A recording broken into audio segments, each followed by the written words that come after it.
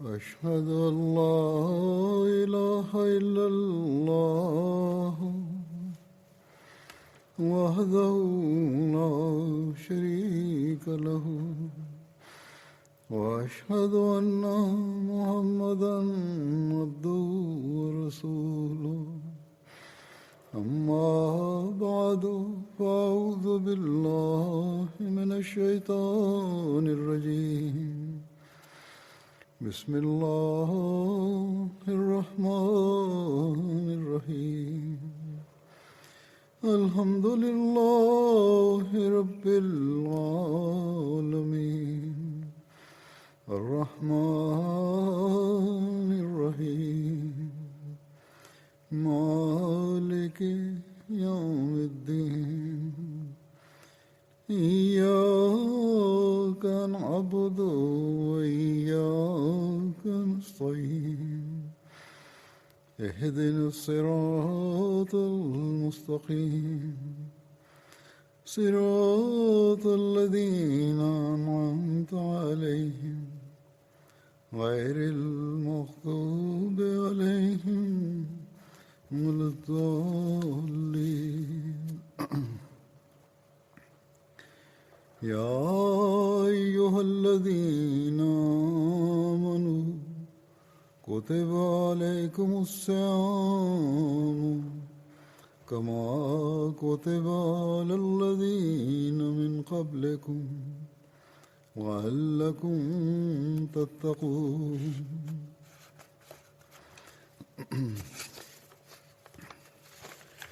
أيام معدودات فمن كان منكم مريضا وعلى سفر فعدة من أيام أخر وعلى الذين يطيقونه فدية طعام مسكين ومن تطوع خيرا فهو خير الله وأن تصوموا خير لكم وأن تصوموا خير لكم إن كنتم تعلمون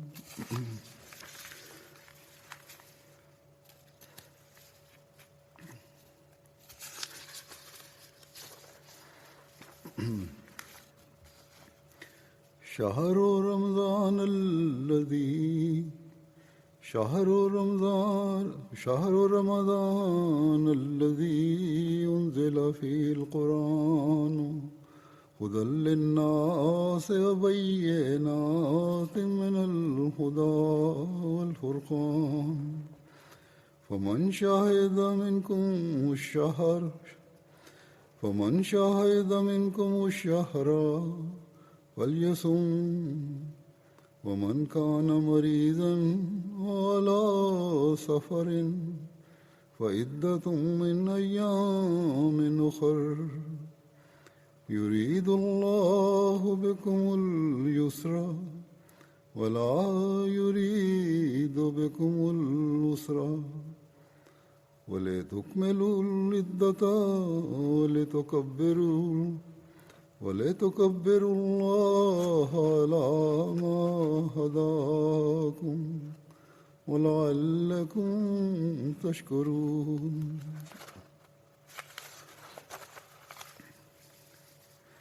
وإذا سألك عبادي أني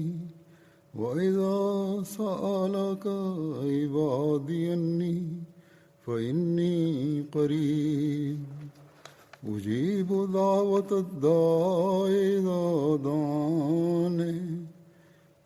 أجيب دعوة الداع إذا دعاني فليستجيبوا لي وليؤمنوا بي لعلهم يرشدون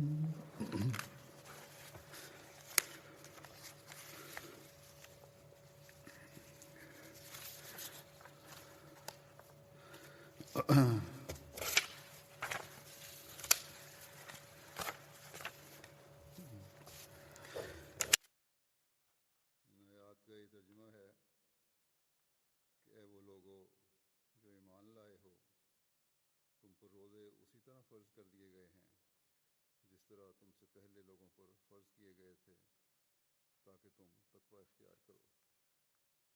गिनती के चंद दिन हैं, बस जो भी तुम में से मरीज़ हो या सफ़र पर हो तो उसे चाहिए कि वो इतनी मुद्दत के रोज़े दूसरे अय्याम में पूरे La traduction de ces versets est comme suit. Ô vous qui croyez, le jeûne vous est prescrit tout comme il a été prescrit à vos devanciers, afin que vous puissiez adopter la taqwa. Le jeûne est prescrit pour un nombre de jours déterminé, mais quiconque d'entre vous est malade ou est en voyage devra jeûner un nombre égal d'autres jours. Pour ceux qui ne peuvent jeûner qu'avec difficulté, il y a une expiation, notamment nourrir un pauvre. Et quiconque fera le bien de son propre gré, cela est mieux pour lui. Et le jeûne vous est bénéfique si seulement vous le saviez. Le mois du Ramadan est celui pendant lequel le Coran a été révélé comme guide pour l'humanité, avec des preuves claires sur la direction et le discernement. Par conséquent, quiconque d'entre vous est présent chez lui pendant ce mois doit y jeûner. Mais quiconque sera malade ou sera en voyage devra jeûner pendant le même nombre d'autres jours. Allah désire la facilité pour vous, il ne désire pas de la privation pour vous, et il désire que vous complétiez le nombre de jours et que vous exaltiez sa grandeur pour vous avoir guidé, et que vous lui soyez reconnaissant. Et quand mes serviteurs t'interrogent sur moi, certainement je suis tout prêt. J'exauce la prière du suppliant quand il m'implore. Ils doivent donc m'écouter et ils doivent croire en moi, afin qu'ils soient bien guidés.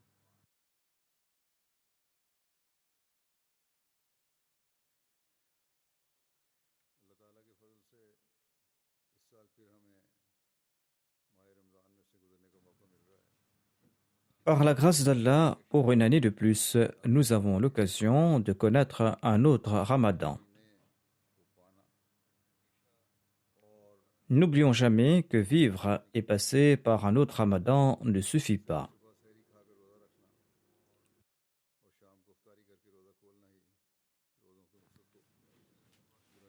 L'objectif du Ramadan ne se limite pas à prendre un repas le matin et de rompre son jeûne le soir. Allah nous ordonne d'apporter en nous des changements purs grâce à ces jeûnes et en raison de ces jeûnes.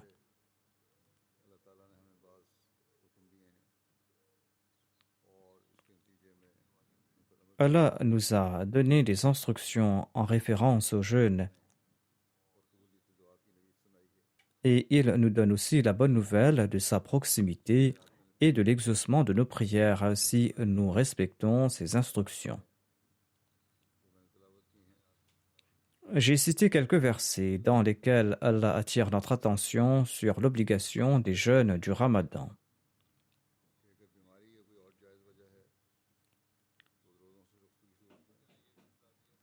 Allah explique aussi qu'on est exempté du jeûne si l'on est malade ou pour d'autres raisons valables. Il faudra cependant remplacer ces jeûnes ultérieurement ou payer la fidya. On doit payer la fidya si l'on est affecté par une longue maladie ou si l'on n'arrive pas à jeûner du tout. Mais même si l'on est capable de jeûner ultérieurement, il est mieux aussi de payer la fidya si l'on en possède les moyens.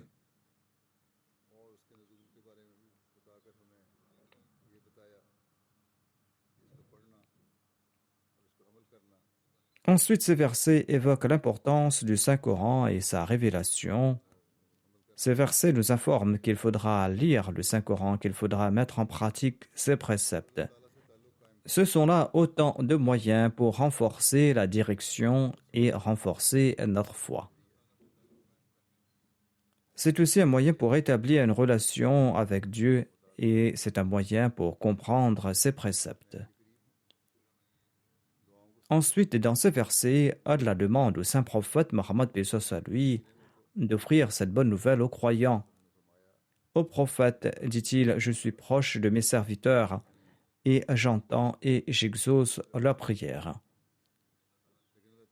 D'ailleurs, le saint prophète Mohammed paix soit sur lui a déclaré que Dieu descend au ciel le plus bas au cours du Ramadan, c'est-à-dire qu'il exauce à foison les supplications de ses serviteurs. Or, Allah déclare que si vous souhaitez que j'exauce vos prières, vous allez devoir suivre mes instructions.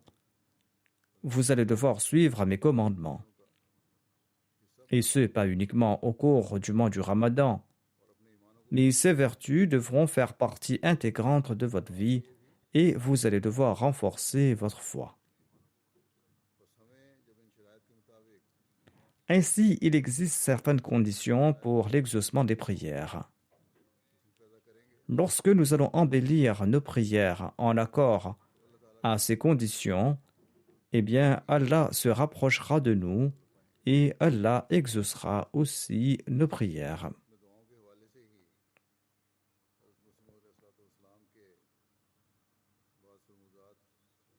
Pour le sermon d'aujourd'hui, je présenterai certains dires du Messie premier l'Islam concernant les supplications et les prières, concernant leur importance, la réforme de notre conduite, ainsi que les conditions favorisant l'exaucement des prières, la philosophie des prières ainsi que leur profondeur.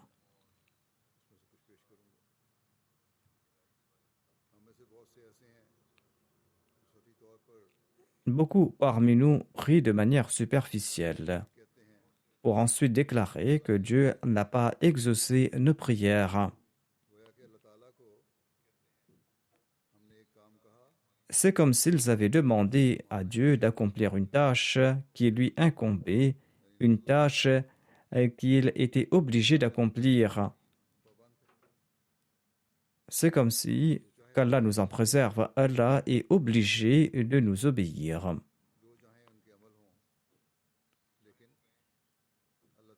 Et qu'Allah doit obéir à ces personnes, quels que soient leurs propos, quelles que soient leurs actions.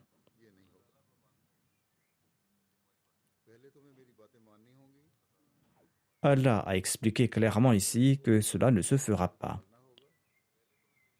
Vous allez devoir en premier m'obéir. Vous allez devoir conformer vos actions aux préceptes du Saint-Coran. Et d'ailleurs, le Ramadan augure une atmosphère de vertu et les dars ont aussi débuté.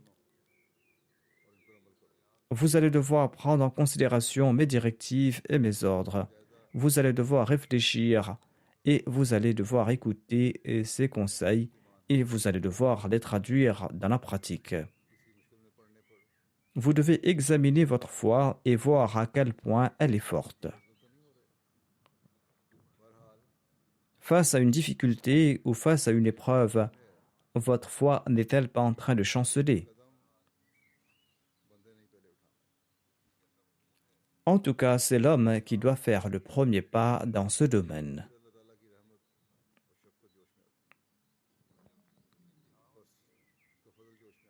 Et la grâce de Dieu et la compassion de Dieu vont se manifester lorsque l'homme va atteindre l'apogée dans ce domaine.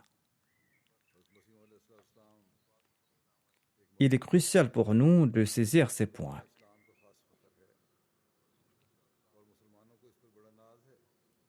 Le Messie premier l'Islam déclare « La prière est la fierté spéciale de l'Islam, et les musulmans en sont très fiers.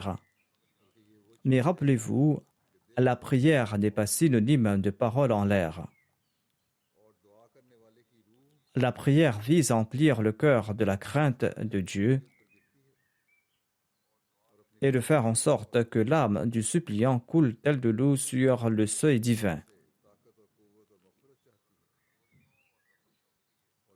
Et qu'il quémande la puissance et la force du Dieu Tout-Puissant pour se débarrasser de ses faiblesses et de ses écarts de conduite. Cet état peut être qualifié de mort en d'autres termes. La porte de l'exaucement de la prière est ouverte à celui qui passe par cet état. Une force et une grâce et une persévérance spéciales lui sont octroyées pour éviter le mal et pour persévérer dans l'accomplissement de bonnes œuvres. Cette méthode est la plus puissante. Ceci est la méthode pour prier, ceci est la méthode pour se rapprocher de Dieu, ceci est la méthode pour se faire pardonner ses péchés et pour faire en sorte que ses prières soient exaucées et pour se débarrasser de ses péchés. De nos jours, la question suivante est très courante, à savoir comment savons-nous que nos péchés ont été pardonnés et que Dieu est satisfait de nous? Le Messie promet l'Islam nous présente un principe de base à cet égard. Si l'on nourrit une relation véritable et permanente avec Dieu, une relation pour laquelle on a fait un réel effort, eh bien, Allah octroie la force pour éviter le mal. L'on arrive non seulement à éviter le mal, mais l'on reçoit aussi le pouvoir de faire le bien et ce en permanence.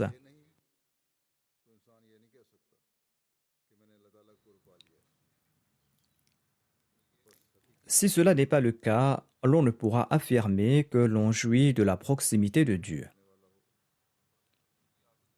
Par conséquent, l'on ne peut être un véritable dévot que lorsqu'on réfléchit en ces termes et lorsqu'on agit en conséquence.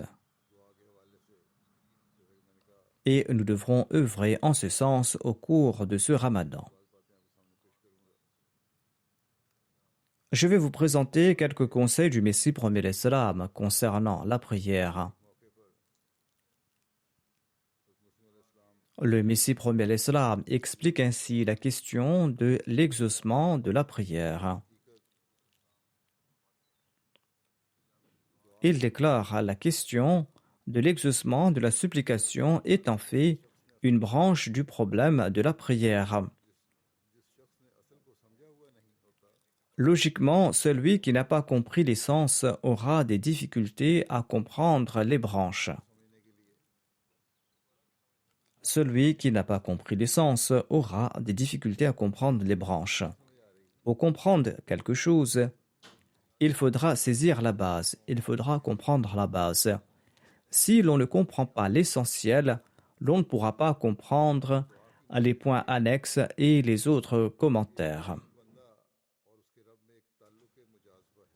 Le Messie promet l'Islam déclare « La prière engendre un lien d'attraction entre un dévoué serviteur et son Seigneur. » Il y a cette relation d'attraction entre le serviteur et son Seigneur. Autrement dit, la miséricorde de Dieu attire le serviteur vers lui. Ensuite, par l'attraction de la sincérité du serviteur, Dieu se rapproche de ce dernier. Si les efforts de l'adorateur sont sincères, Allah va se rapprocher de lui. Le Messie promet l'Islam déclare que dans l'état de la prière, la relation atteint un certain seuil et génère ses merveilles.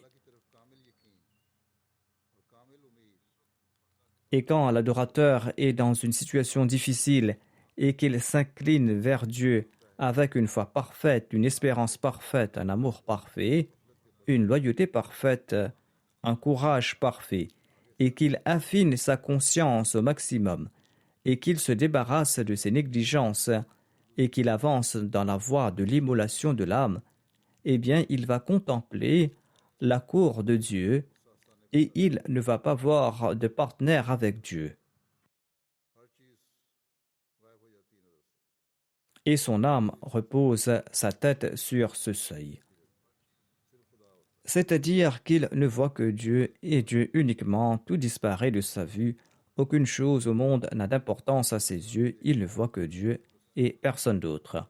Lorsque l'adorant passe par un tel état et ne voit que Dieu, son âme repose sa tête sur le seuil de Dieu. Et la force d'attraction qui est placée entre lui et Dieu attire les bienfaits de Dieu. Il existe aussi un pouvoir d'attraction dans le serviteur, un pouvoir qui attire les faveurs de Dieu. Sur ce, Allah se consacre à l'achèvement de cette œuvre et cette prière a un effet sur toutes les causes fondamentales. Allah exerce son influence sur les moyens de base et les autres conditions nécessaires à l'accomplissement de cette œuvre.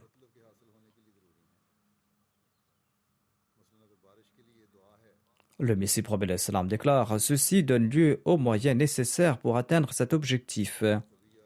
Par exemple, si l'on prie pour la pluie, après avoir répondu à la supplication, Dieu engendre les causes naturelles nécessaires à la pluie par l'effet de cette prière. Et si l'on prie pour la fin d'une famine, le Tout-Puissant va créer les moyens pour y mettre fin.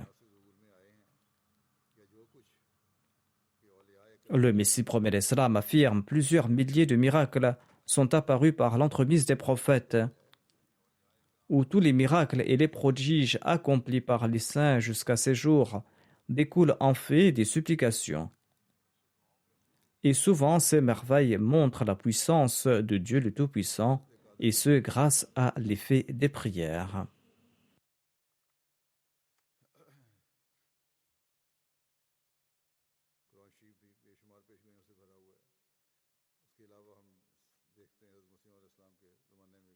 Le Saint-Coran regorge également d'innombrables prophéties. De plus, de nombreuses prophéties se sont accomplies à l'époque du Messie premier à l'Islam.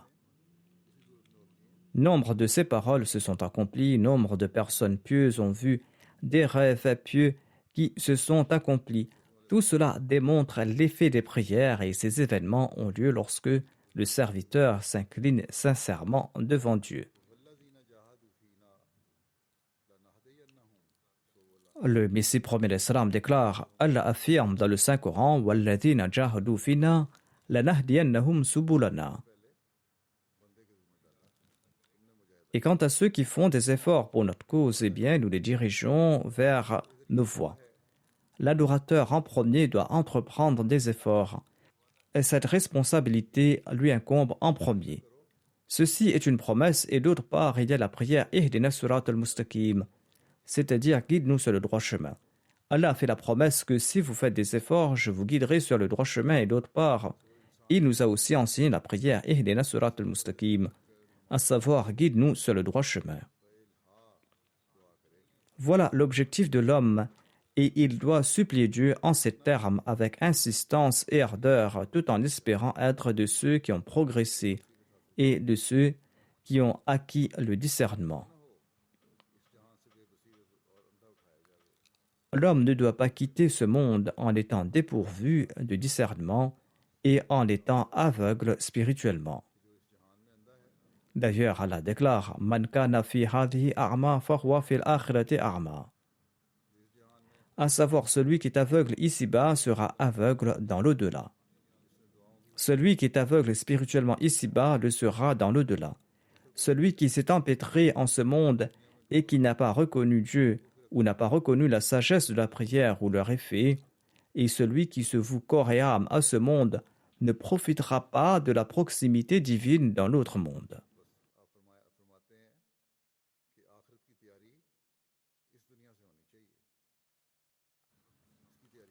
Le Messie promet l'Islam déclare: la préparation pour l'au-delà débute en ce monde. L'objectif est de quitter ce monde avec les yeux pour voir l'autre monde. L'objectif est de quitter ce monde avec les yeux pour voir l'autre monde. Si nous voulons voir le monde à venir et jouir de la proximité de Dieu, nous devrons quitter ce monde avec les yeux pour le voir.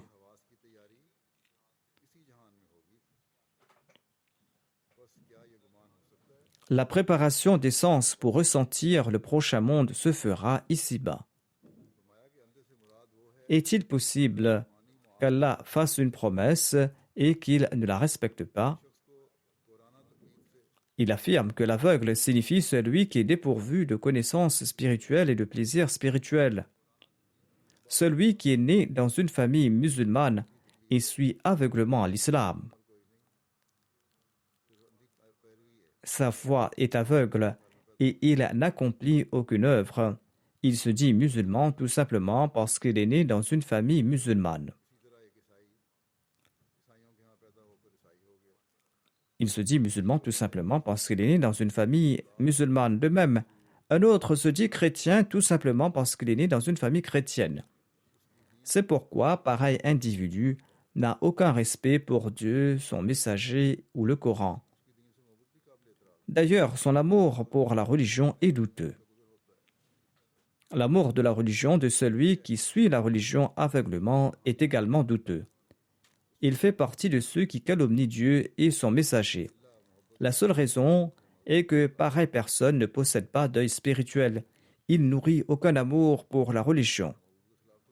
D'ailleurs, qu'est-ce que l'amant aime contre son bien-aimé? S'il y a de l'amour, l'amant n'aime rien qui soit contre son bien-aimé.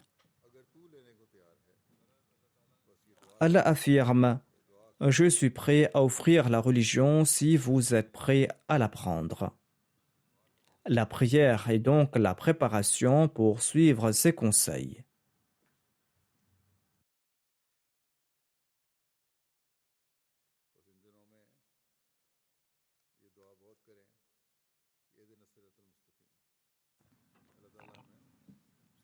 Ainsi donc, durant ces jours, récitez souvent la prière Ihdina Surat al-Mustaqim, afin qu'Allah nous guide sur le droit chemin, afin qu'Allah purifie nos cœurs et afin qu'Allah fasse de nous des véritables adorateurs, et afin que nous puissions nous acquitter de nos devoirs envers autrui, afin que nous ne soyons pas comme les extrémistes d'aujourd'hui qui oppriment les gens au nom de Dieu et au nom de son messager.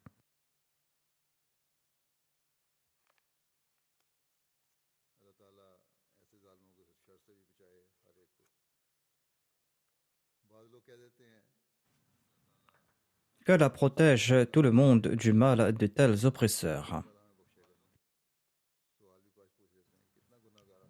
Certaines personnes disent que nous sommes devenus si pécheurs que Dieu ne nous pardonnera pas. D'aucuns demandent dans quelle mesure le pécheur peut-il être pardonné. Et d'aucuns s'empêtrent davantage dans les péchés en se disant qu'ils ne seront pas pardonnés. En fait, Satan insinue ses pensées dans leur cœur. Satan utilise cette tactique pour détourner les gens de Dieu. Et de telles personnes ne cessent de jouer entre les mains de Satan.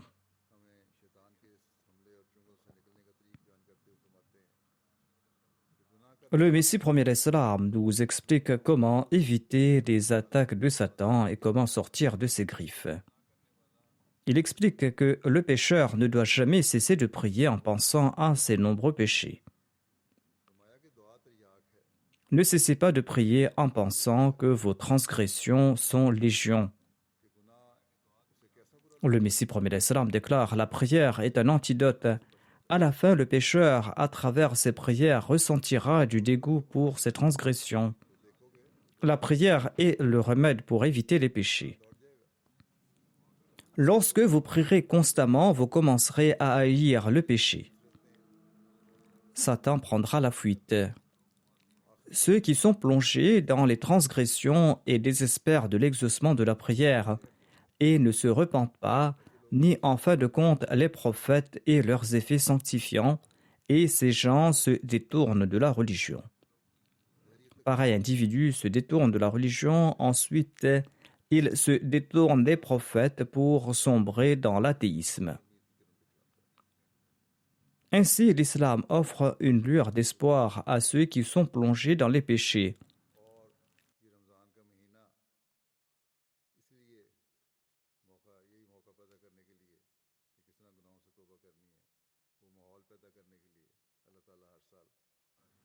Et par ce mois de Ramadan, Allah nous offre l'occasion chaque année de nous repentir de nos péchés.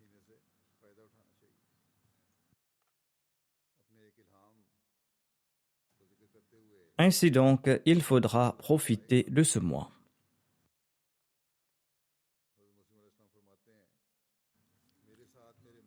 Le Messie premier d'Islam évoque la révélation suivante qu'il a reçue, à savoir Ujibu kullu du'aika, c'est-à-dire j'exaucerai chacune de tes prières. Il déclare: Mon Seigneur m'a révélé qu'il va exaucer chacune de mes prières. Mais je comprends très bien que tout ici signifie ces prières qui ne lèsent pas, c'est-à-dire ces prières qui ne sont pas nuisibles. Cela ne signifie pas que toutes mes prières seront exaucées. Tout ici signifie le rejet de ces prières qui sont nuisibles.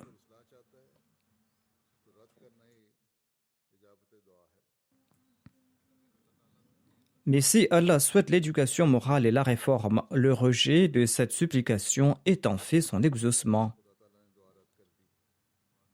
Parfois, les prières ne sont pas exaucées et l'on croit que ces prières ont été rejetées par Dieu, tandis qu'il les a exaucées.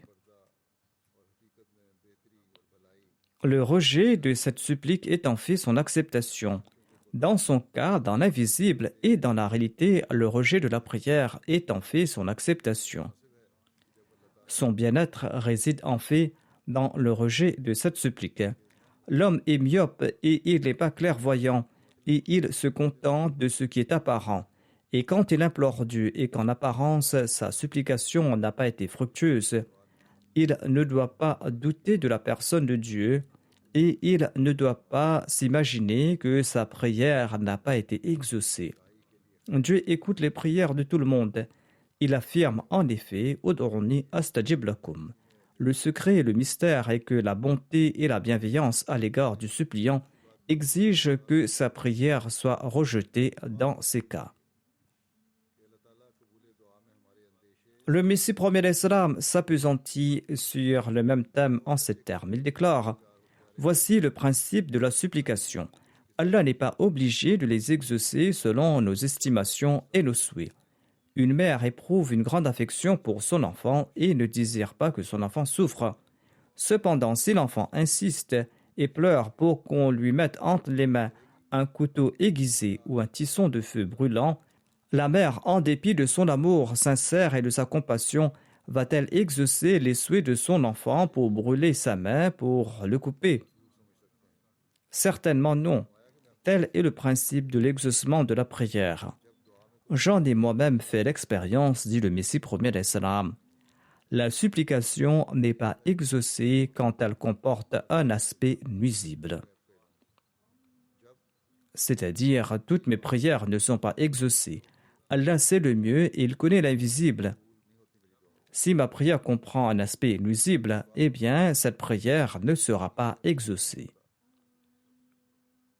Le Messie premier d'Islam ajoute « Notre savoir n'est point certain ou exact.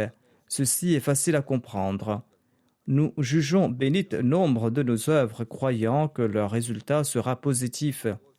Au final, cependant, ces actions sont accompagnées de tristesse et de malheur. » Les exemples foisonnent à cet égard. Je reçois des lettres à cet effet au quotidien. Certains prient pour une entreprise quelconque et ces personnes tentent d'accomplir cette entreprise de force. Mais les résultats ne sont pas positifs. Ensuite, ils se plaignent en disant que nous avions beaucoup prié. Nous avons commencé ce travail en faisant beaucoup d'aumônes, mais le résultat n'était pas positif ou notre prière n'a pas été exaucée.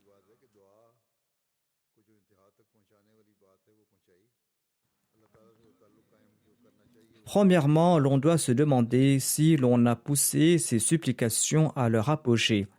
A-t-on établi avec Dieu la relation qu'il s'y est d'établir? Sinon, ce ne sera là que des paroles en l'air, comme l'explique le Messie premier l'Islam.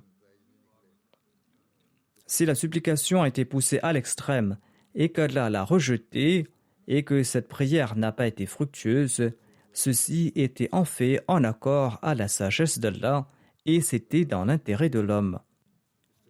Et si l'on insiste en raison de son erreur, au lieu d'émettre des doléances contre la personne de Dieu, l'on doit demander pardon pour avoir commis une erreur en disant « J'ai insisté tandis que cette entreprise n'était pas en ma faveur. » Certains demandent à Dieu d'accepter leur requête même si cela n'est pas bon pour eux. Et cela se produit également pour certains mariages. Allah a entendu les prières de l'intéressé, il a pu se marier là où il souhaitait, mais après un certain temps, le couple s'est séparé. L'on ne doit pas faire pareille prière. Parfois, pour donner une leçon, Allah exauce certaines des prières qui ne sont pas bonnes pour l'intéressé. Et quand le résultat se manifeste, c'est là qu'on se repent et qu'on demande pardon à Dieu.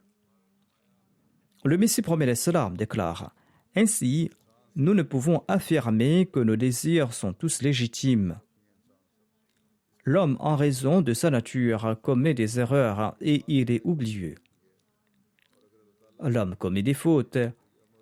C'est pour cette raison qu'il est inévitable que certains de ses désirs soient nuisibles.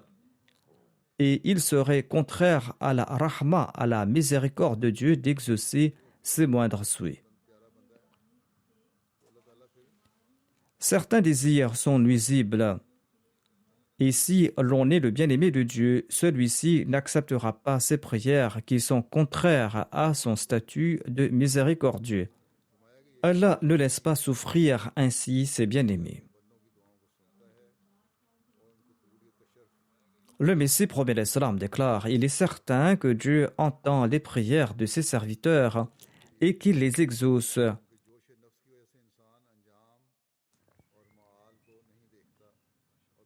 Cependant, il n'exauce pas les supplications de tout le monde, car l'homme aveuglé par sa passion ne cesse de prier, ne voyant pas la fin et le résultat. Il ne connaît pas le résultat de ses prières. Or, Allah éprouve une compassion sincère à l'égard de l'homme. Et il connaît les conséquences de ses suppliques et il prend en considération les effets nuisibles et les mauvaises conséquences qui peuvent affecter le suppliant en cas de l'exaucement de sa prière.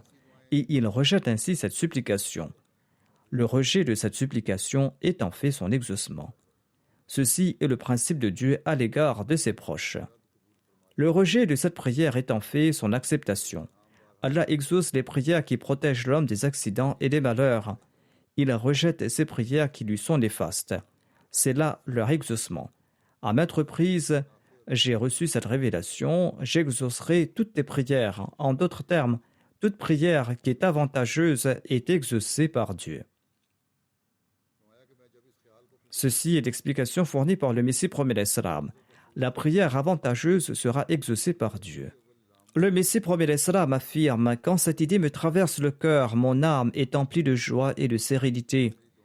J'ai reçu cette révélation environ 25 ou 30 ans de cela.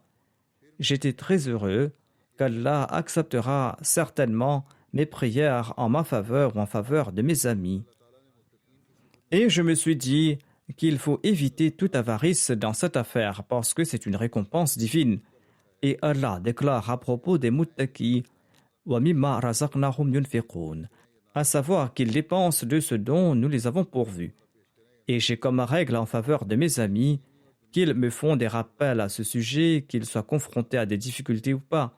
Je prie pour eux en toute situation, je prie pour leur bien-être religieux et mondain.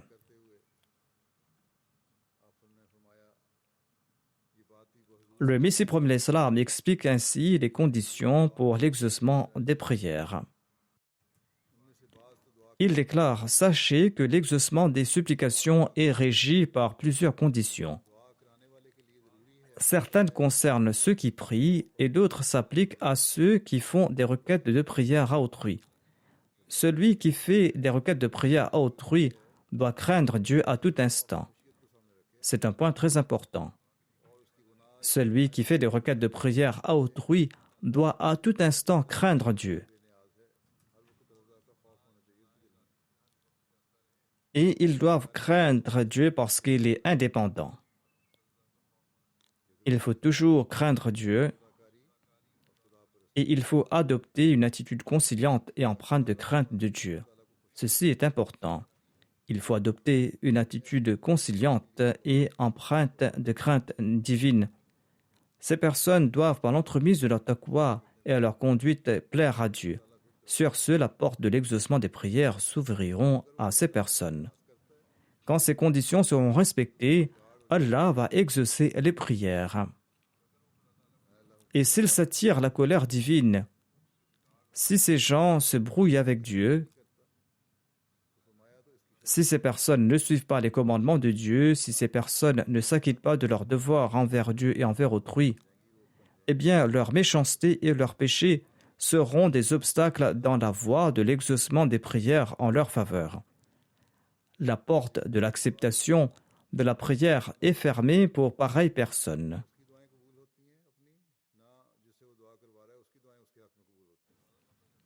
Ses propres prières et les prières de la personne à qui il a demandé de prier pour lui ne seront pas acceptées en sa faveur. Le Messie promet l'Islam ajoute ainsi: il incombe à mes amis de ne point laisser partir en vain mes supplications, et ils ne doivent pas placer des obstacles sur leur voie, des obstacles qui naîtront en raison de leur comportement indigne. Le Messie promet l'Islam explique que si les actions d'une personne ne sont pas justes, ses prières ne seront pas acceptées en leur faveur. En fait, ces actions deviendront un obstacle sur le chemin de l'acceptation de ses prières. Un autre aspect extrêmement important pour l'acceptation des prières est que l'on doit être complètement ferme dans ses croyances. C'est une condition fondamentale et l'on doit accomplir de bonnes œuvres. L'accomplissement d'actions pieuses a également été expliqué plus tôt. Allah déclare que l'on doit respecter ses injonctions, doit répondre à son appel. Ceci est fondamental pour l'acceptation des supplications. Le Messie promet l'Islam explique cela davantage. Il déclare: celui qui n'agit pas ne prie pas. Voire, il est en train d'éprouver Dieu. D'où la raison d'user de toutes ses forces avant de prier. Voilà le sens réel de la prière. L'homme doit tout d'abord analyser ses croyances et ses œuvres, car selon la pratique divine, la réforme dépend de la présence des moyens. Si l'on dispose des moyens indispensables pour se réformer et que l'on s'évertue à rectifier sa conduite, c'est là que l'on pourra se réformer.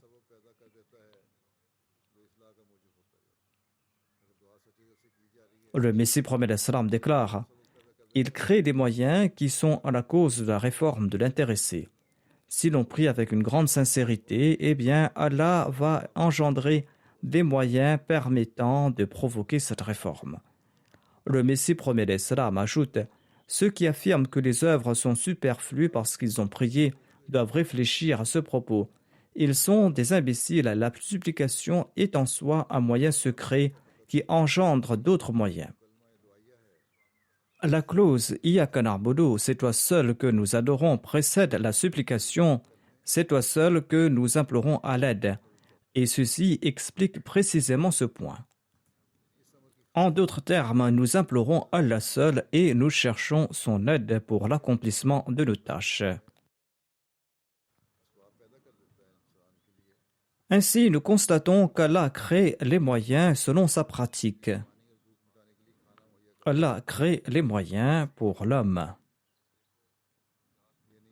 Il nous offre l'eau pour étancher notre soif et des aliments pour apaiser notre faim. Il le fait par des moyens. La soif ne s'apaise pas d'elle-même, ou l'eau ne tombe pas du ciel comme par magie, ou la nourriture n'apparaît pas du néant. L'eau et la nourriture sont disponibles par certains moyens. Le Messie promet l'Islam explique ainsi: la présence des moyens est essentielle, car Allah possède ces deux noms, Al-Aziz, le puissant, et Al-Hakim, le sage. Kan Allahu Azizan Hakim. Il est Aziz, car il a le pouvoir de tout faire, et il est Hakim, il est sage, car toutes ses œuvres sont sujettes à la sagesse et sont à bon escient.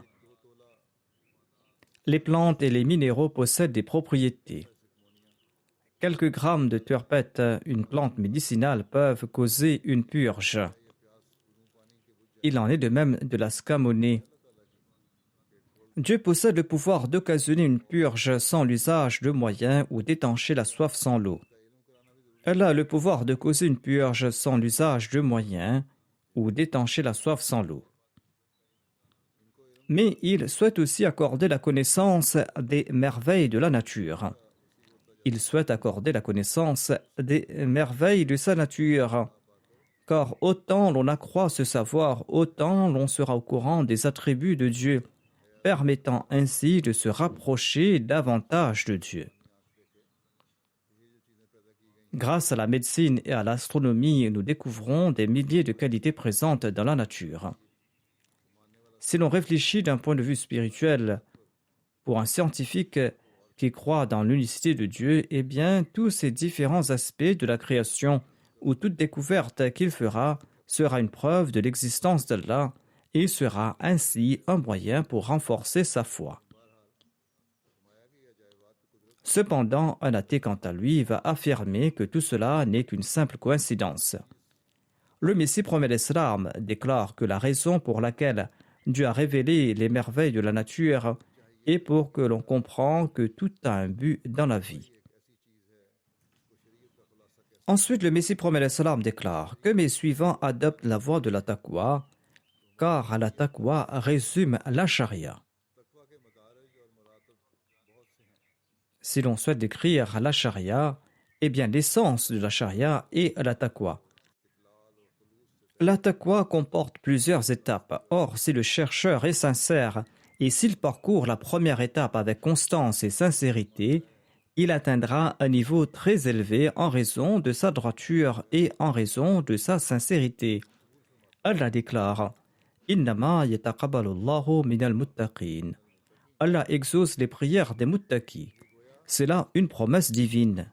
« Innama yataqabbalu Allahu minal muttaqin » C'est là une promesse divine. D'ailleurs, Allah ne brise pas ses promesses, tout comme il l'affirme. Inna Allaha la yukhliful mi'ad. Allah ne brise pas ses promesses. Inna Allaha la yukhliful mi'ad. La taqwa est donc une condition indispensable à l'exaucement des prières. Il est sot et naïf celui qui est négligent et celui qui est dissipé tout en souhaitant que ses prières soient exaucées. Il incombe de ce fait aux membres de Majamad de marcher sur les voies de la taqwa afin qu'ils puissent goûter aux délices de l'acceptation de la prière et afin qu'ils grandissent dans leur foi. Allah déclare que l'on doit croire en lui et c'est là que la foi ne cessera de se renforcer.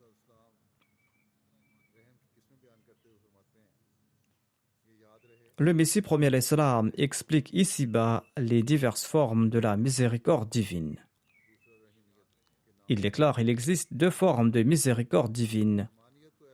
Premièrement, il y a la Rahmaniya et deuxièmement la Rahimiya. La grâce divine de la Rahmaniya est à l'œuvre avant même notre naissance. À titre d'exemple, grâce à la perspicacité de sa connaissance éternelle, Allah a créé un ciel et une terre et divers objets en ce monde et des corps célestes qui sont utiles à notre existence. Ce sont les humains qui bénéficient en fin de compte de toutes ces créations. Les chèvres, les moutons et les autres animaux sont bénéfiques à l'homme. Mais quel bénéfice tirent-ils de leur existence, ces animaux? Tous ces éléments ont été créés pour le bien-être de l'homme. Ces objets ne tirent aucun bénéfice de leur propre existence. Parmi ces objets du monde physique, voyez comment les humains consomment une multitude de formes de nourriture exquises et excellentes. La viande de haute qualité est réservée aux humains, tandis que les restes et les os sont jetés aux chiens. Au niveau physique, les animaux jouissent aussi des mêmes plaisirs et conforts dont jouissent les êtres humains, mais ils sont en fait le privilège de l'humanité, ses plaisirs et ses conforts, et les animaux ne jouissent pas du plaisir spirituel. Le plaisir spirituel est réservé aux êtres humains et les animaux n'y sont pas inclus. Par conséquent, il existe deux formes de miséricorde. Premièrement, ce qui a abouti à la création des éléments et la matière voués à notre service, et ce depuis les temps les plus reculés et avant même notre existence. Leur existence précédait notre existence, nos désirs et nos prières. Ces objets existaient en vertu des exigences de la Rahmaniya. Ces objets étaient présents avant notre naissance, avant nos désirs, avant nos prières, et tout cela est dû à la Rahmania de Dieu. La deuxième forme de bienfaisance est la Rahimia, c'est-à-dire lorsque nous prions, Allah nous accorde. À y réfléchir, il sera évident qu'il existait de tout temps une relation entre la loi de la nature et la prière. Certaines personnes considèrent la prière comme une innovation, cependant, je souhaite également m'appesantir sur la relation entre notre prière et Dieu, c'est-à-dire la relation entre la prière d'un être humain et Dieu. Le Messie prophète d'Islam déclare: quand l'enfant affamé et impuissant pleure pour son lait, le lait coule à foison des seins de sa mère. L'enfant ignore ce qu'est la prière. Pourquoi ces pleurs attirent-ils le lait? C'est là une expérience universelle. Parfois, les mères ne ressentent même pas la présence du lait dans leur sein, mais dès que les pleurs déchirants de l'enfant atteignent leurs oreilles, le lait commence à couler. Nos cris adressés à Dieu ne peuvent-ils rien attirer? En effet, la faveur divine jaillit et tous les cris sont entendus, mais ceux qui sont aveugles et se considèrent comme des savants et des philosophes sont incapables de voir. Si un individu garde à l'esprit la relation qu'un enfant entretient avec sa mère et réfléchit à la philosophie de la prière, cela deviendra très simple et facile pour lui de comprendre ce sujet. La deuxième forme de miséricorde nous enseigne qu'une forme de grâce est reçue suite à une requête. Si une personne continue de supplier, elle continuera à recevoir. Allah déclare: Ud'uni astajib lakum. Ce n'est pas une phrase vide de sens, il s'agit d'un trait inhérent à la nature humaine. Le Messie prophète d'Islam explique que supplier est humain et répondre aux supplications est divin. Il déclare: supplier Dieu est inné à l'homme et exaucer les supplications est inné à Dieu. Menteur est celui qui ne comprend pas ce principe et qui ne supplie pas. L'exemple de l'enfant qui pleure présente à merveille la philosophie de la prière. La Rahmania et la Rahimia ne sont pas deux attributs indissociables. Celui qui désire l'un sans l'autre n'en aura aucun. La Rahmania exige que nous engendrions en nous l'aptitude à implorer les faveurs de la Rahimia. Grâce à la Rahmania, Dieu nous a guidés et il nous a fourni les moyens nécessaires.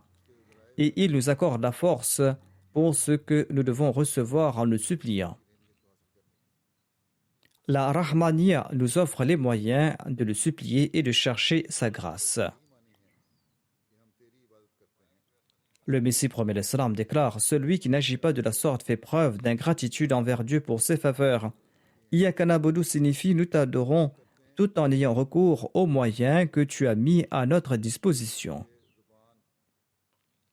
C'est-à-dire nous t'adorons par l'entremise de ces moyens.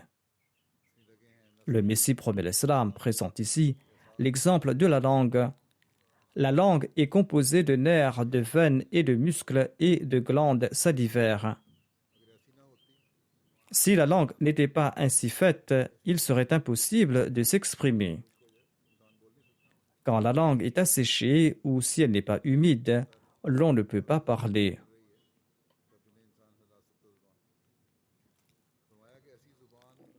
Si la langue n'est pas humide, eh bien, on ne pourra pas la bouger. Ainsi, nous possédons une langue pour prier et pour exprimer les sentiments de nos cœurs. Ne pas l'utiliser pour implorer Dieu sera le comble du malheur. Ainsi donc, nombre de maladies affectent le bon fonctionnement de la langue, rendant ainsi l'homme muet.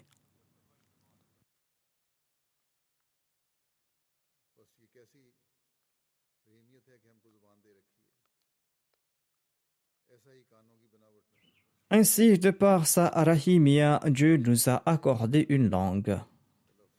Et si l'appareil auditif est affecté, l'on ne pourra rien entendre.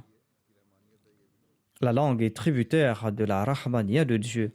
Peut-être qu'il est question ici de Rahmania. En tout cas, la langue est un don de la Rahmania. Et Dieu nous a enseigné comment l'utiliser. Et ceci découle de sa Rahimia. Si l'appareil auditif est affecté, l'on ne pourra rien entendre. Il en est de même du cœur. Il peut se faire humble, il peut réfléchir, il peut méditer. Si elle tombe malade, elle perdra toutes ses facultés. Les aliénés, à titre d'exemple, perdent leurs facultés mentales. Ne devons-nous pas remercier Dieu pour autant de faveurs de sa part? Sans aucun doute, nous serons ingrats envers Dieu pour ses faveurs si nous n'usons pas des facultés qu'il nous a octroyées. Si nous les abandonnons, la prière ne nous sera d'aucun recours. Comment profiter des autres dons divins sans user de ses premiers dons? À travers ces exemples, le Messie promet l'Islam explique clairement que l'on doit être reconnaissant pour les faveurs octroyées par Allah et utiliser ces faveurs à bon escient.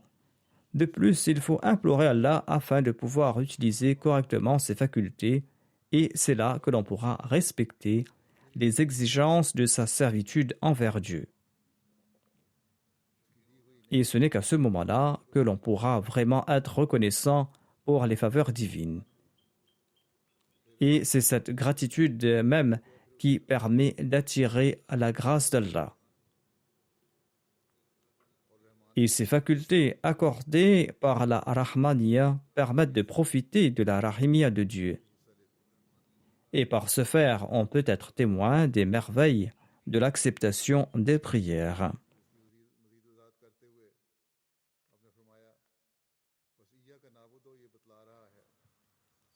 Le Messie promet l'Islam explique, par conséquent, les paroles « Iyyaka na'budu, c'est toi seul que nous adorons » proclament « Ô Seigneur de tous les mondes, nous n'avons pas abandonné le don que tu nous as accordé. » Et dans la prière Ihdina Surat al-Mustaqim, nous demandons à Dieu la véritable perspicacité, car sans sa grâce et sans sa générosité, nous, humbles êtres humains, nous serons plongés dans une grande obscurité et nous ne pourrons même pas recourir à la prière.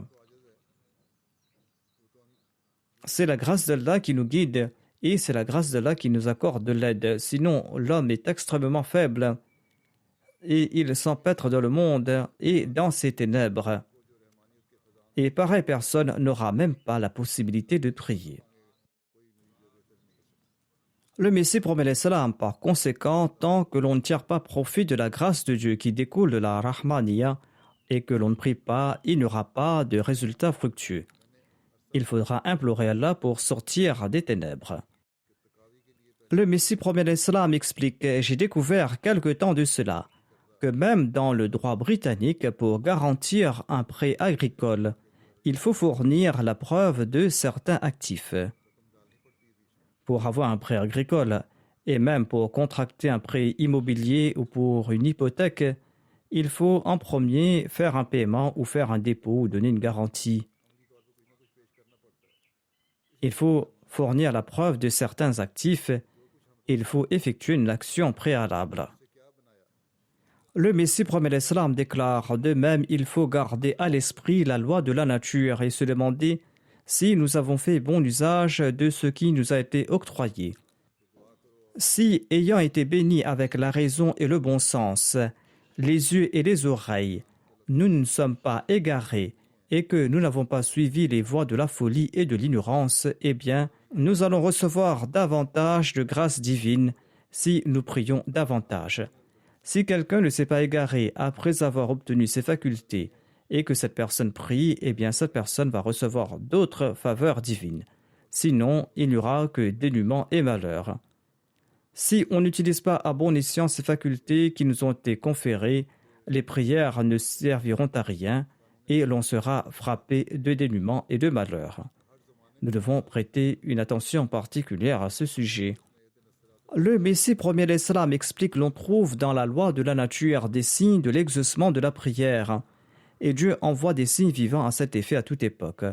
C'est pour cette raison qu'il nous a enseigné cette prière Ihdina Surat al-Mustaqim, Surat al-Ladhina anamta alayhim. Tel est le désir de Dieu et sa loi. Personne ne pourra les modifier. En récitant la prière Ihdina Surat al-Mustaqim, nous demandons à Dieu de parachever nos œuvres. En récitant la prière « Guide-nous sur le droit chemin », nous demandons à Dieu de parachever nos œuvres. En méditant sur ces paroles, l'on trouve apparemment l'ordre enjoignant la supplication. La Surat al-Mustaqim nous recommande d'implorer Dieu. Or, la formule « Iyaka na'budu wa iyaka nasta'in » nous informe que nous devons user des aptitudes qu'Allah nous a octroyées afin de pouvoir marcher sur la Surat al-Mustaqim. Ainsi, il est essentiel d'avoir recours aux moyens. Celui qui abandonne les moyens est un ingrat.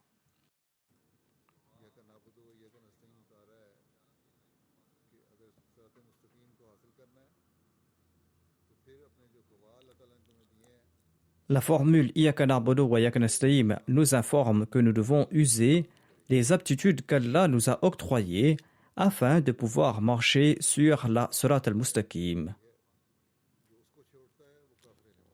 Il est essentiel d'avoir recours aux moyens. Et celui qui abandonne les moyens est un ingrat. Pour accomplir de bonnes œuvres, il faudra demander l'aide d'Allah. Le Messie premier l'Islam déclare « Dieu nous a octroyé une langue pour l'implorer et une langue à même d'exprimer les sentiments de nos cœurs. » Il en est de même du cœur. Le cœur peut se faire humble, peut réfléchir et peut méditer.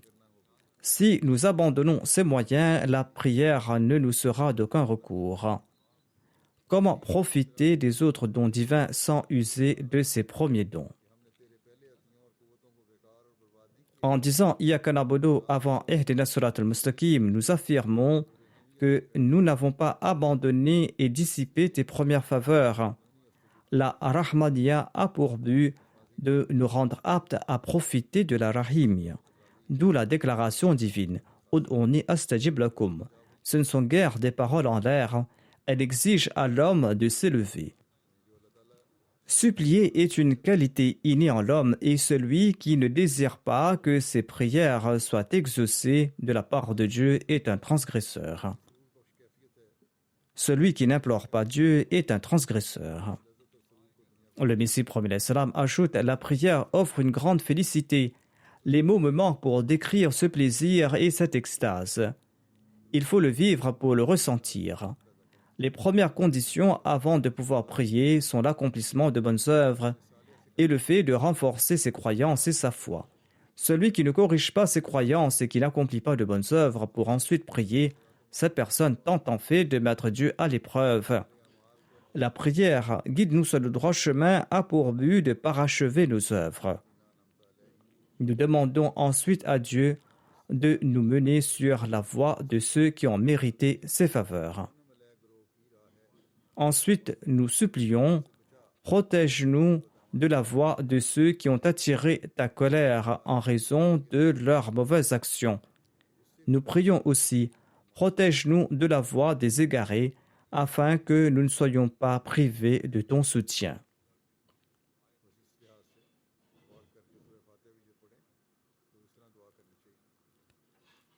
Ainsi donc, quand on récite la sourate al-Fatiha, il faut méditer en ce sens et prier en ce sens. Le Messie premier l'Islam explique qu'il faut prendre en considération les moyens apparents au cours de la prière. Il déclare « Prenez garde, la prière qui est mentionnée dans le verset « Implorez-moi et je vous répondrai » est celle qui requiert l'esprit que je viens de décrire. Si les supplications et ces humbles expressions sont dénuées de sincérité, eh bien, ce ne sera là que de simples cris. Qui peut affirmer qu'il n'y a pas lieu d'avoir recours aux moyens? C'est là un malentendu. La charia n'interdit pas l'usage des moyens. La prière n'est-elle pas un moyen? Ou les moyens ne sont-ils pas synonymes de prière? La recherche même des moyens est en elle-même une prière. Et la prière en elle-même est une magnifique source de moyens. La champorte physique de l'homme, c'est-à-dire ses deux mains et ses deux pieds, nous permettent de comprendre naturellement que nous avons été créés pour nous entraider. Étant donné que cela est observable chez les êtres humains, à quel point serait-il étonnant si on avait du mal à comprendre le verset « Ta'awanu alal birri wat taqwa ». Je proclame que vous devez même chercher les moyens par la prière. Dans le contexte de l'aide à votre prochain, je n'attends pas à ce que vous rejetez ma conclusion quand j'ai souligné le système interne établi par Allah, existant dans votre corps et qui sert de guide parfait à cet égard. Et afin de clarifier et d'expliquer davantage ce fait à l'humanité, Dieu a institué le système de prophètes. Et s'il le voulait, Dieu était capable de faire en sorte que les prophètes n'aient pas besoin de chercher l'assistance d'autrui pour accomplir leur mission. Mais à un moment, ces prophètes annoncent « Qui sont mes assistants pour la cause d'Allah ?» Les prophètes font-ils cet appel comme un mendiant qui va de maison en maison pour ramasser des miettes de pain? Pas du tout. Les mots « Man ansari ilallah » sont empreints de majesté et de grâce. En effet, à travers cette annonce, les prophètes désirent enseigner au peuple l'importance de la recherche des moyens physiques, et cela est un aspect de la prière. Sinon, ces prophètes ont une foi et une croyance complète et parfaite dans les promesses de Dieu. Ils savent que la promesse suivante d'Allah est définitive. Inna lanansuru rusulana wallazina amanu fil hayati dunya. Nous aidons certainement nos messagers et ceux qui croient en la vie présente. Ceci est une promesse certaine et inchangeable. Le Messie promet l'Islam déclare que « Je crois que si Dieu n'émeut pas le cœur d'un tel pour aider un autre, comment quelqu'un pourrait-il être motivé à le faire ?» Ainsi, même les prophètes exigent l'usage de moyens parents, mais ils se prosternent devant Allah, et c'est Allah qui leur accorde ces moyens en inspirant le cœur des gens et leur accorde ainsi d'excellents assistants qui font avancer leur mission. Le Messie promet l'Islam explique le but et l'importance de la Salat par rapport à la prière. L'objectif premier de la Salat est son cœur et la supplication. Supplier Dieu est en accord à la nature de l'homme. Quand l'enfant pleure et est perturbé, sa mère inquiète lui offre son lait. Voilà la relation entre la divinité et l'adorateur. Une relation que tout le monde n'est pas à même de comprendre. Quand l'homme tombe devant le seuil de Dieu et qu'il présente son cas et ses demandes dans la plus grande humilité, la compassion divine s'anime et se manifeste en sa faveur. Le lait de la grâce et de la compassion divine exige aussi des pleurs, et il faudra aussi faire preuve d'humilité, d'où la raison de lui présenter des yeux remplis de larmes.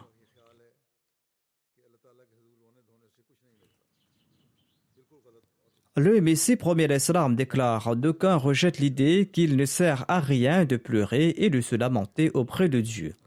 Ce sont là des idées mensongères. Ces gens-là n'ont pas foi dans le pouvoir et les attributs de Dieu. Ils n'auraient pas eu le courage d'entretenir pareilles idées s'ils possédaient la foi. Tout repenti sincère s'étant présenté à Dieu a toujours été récipiendaire des faveurs divines. Ceci a été décrit dans des vers en persan. Il est dit dans ces vers « À quoi sert l'amoureux qui ne regarde pas dans la direction de son bien-aimé ? Toi qui ne ressens aucune douleur, sache que le médecin est présent. À quoi sert l'amoureux qui ne regarde pas dans la direction de son bien-aimé ? Toi qui ne ressens aucune douleur, sache que le médecin est présent. » C'est-à-dire, engendre en toi cette peine, car Allah écoute certainement les prières. Dieu souhaite que vous vous tourniez vers lui avec le cœur pur. La seule condition est que vous devez suivre ses injonctions et vous devez vous transformer entièrement afin d'être digne de vous rapprocher de lui. En vérité, Dieu possède des pouvoirs merveilleux et des faveurs et des bénédictions sans fin. Or, ayez les yeux emplis d'amour pour les voir. Dieu exaucera les prières et accordera son soutien à celui qui éprouve un amour sincère pour lui. Ensuite, le Messie promet l'Islam déclare « Allah a défini ainsi les croyants « يذكرون الله قياما وقعودا وعلى جنوبهم ويتفكرون في خلق السماوات والأرض ربنا ما خلقت هذا باطلا » C'est-à-dire que les croyants sont ceux qui se souviennent d'Allah debout, assis et couchés sur leur côté et qui méditent sur la création des cieux et de la terre. Et lorsque les subtilités de l'univers leur sont manifestées, ils disent « Notre Seigneur, tu n'as pas créé tout cela en vain. En d'autres termes, pareil croyant ne regarde pas seulement la création de l'univers et ses subtilités comme les gens de ce monde et qui se demandent simplement quelle est la forme de la Terre, quelle est la taille de son rayon, quelle est la nature de son attraction gravitationnelle et quelle est sa relation avec le Soleil, quelle est sa relation avec la Lune et les étoiles. Il ne se contente pas de poser ces questions. En apprenant la perfection absolue de la création de Dieu et en découvrant ses subtilités, il cherche à trouver son Créateur et à renforcer leur foi.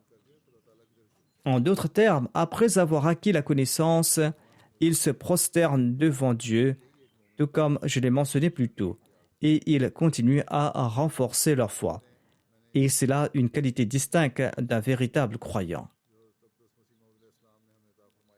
C'était là quelques points que j'ai présentés à partir de ce grand trésor que le Messie promet l'Islam nous a légué.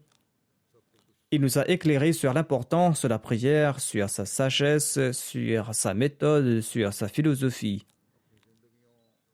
Si nous saisissons ces points, nous pourrons provoquer un changement extraordinaire dans notre existence et nous pourrons développer un lien spécial avec Allah et être le récipiendaire de ses bénédictions. Ainsi, au cours de ce Ramadan, nous devons nous efforcer de nous rapprocher de Dieu en respectant ses commandements et nous devons renforcer notre foi. Nous devons développer une vraie compréhension de la sagesse et de la philosophie de la prière et réformer notre conduite. Et nous devons tenter de faire partie de ceux dont les prières sont exaucées par Allah l'exalté. Que ce Ramadan nous permette d'apporter une transformation extraordinaire dans notre relation avec Allah et dans notre spiritualité. Priez aussi pour vos frères. Je demande souvent des prières pour eux, qu'ils soient au Pakistan, en Algérie ou ailleurs dans le monde, où ils doivent endurer des épreuves en raison de leur appartenance à l'Ahmadiyya. Au Pakistan, des incidents se produisent quotidiennement, l'on tourmente les Ahmadis d'une manière ou d'une autre au quotidien. Priez particulièrement pour les Ahmadis. De même, en Algérie, les autorités tentent de rouvrir des dossiers contre les musulmans Ahmadis. Qu'Allah accorde sa protection à ces Ahmadis. Le fait de prier pour les autres favorise l'exaucement de ses propres prières. C'est une formule qu'il ne faut jamais oublier. En fait, les anges prient pour ceux qui prient pour les autres. Et mériter les prières des anges est une transaction hautement profitable. Ainsi, il faut prier spécialement pour les autres et pas uniquement pour soi-même. Qu'Allah nous accorde la possibilité de le faire, en particulier au cours de ce Ramadan. Alhamdulillah, nahmaduhu wa nasta'inuhu wa nastaghfiruh.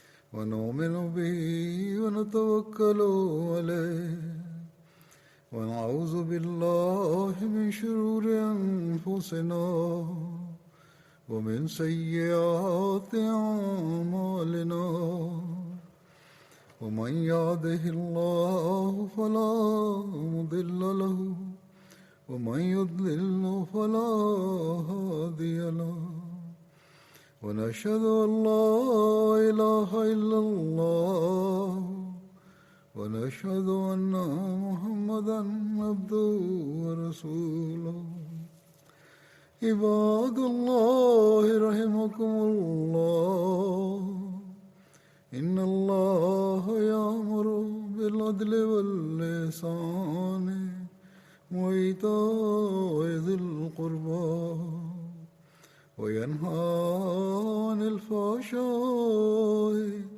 والمنكر والبغي يعظكم لعلكم تذكرون اذكروا الله يذكركم وادعوه يستجب لكم ولذكر الله أكبر.